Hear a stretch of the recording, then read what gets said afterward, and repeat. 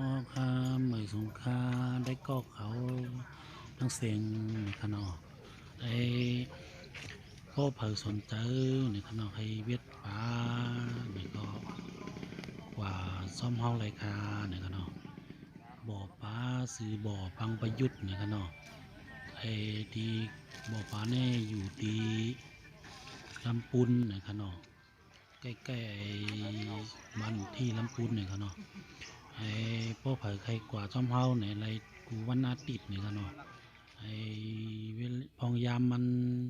8 โมงถึง5 โมงเนี่ยกันเนาะมีรางวัลซ่อมเนี่ยกันเนาะรางวัลแน่8 โมงถึงบ่าย 2เนี่ยกันเนาะไอ้บ่าย 2เย้าในประเด็นลาดว่าไปเลยรางวัลเนี่ยกันเนาะรางวัลแน่มีอยู่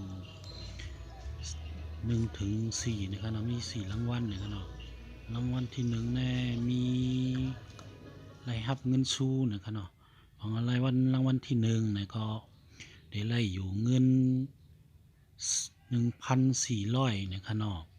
พอรางวัลที่2ไหนแต่ก็ไล่อยู่700นะครับเนาะซ้ำแทงรางวัลที่3ก็450นะครับเนาะพอรางวัลที่4เนี่ยก็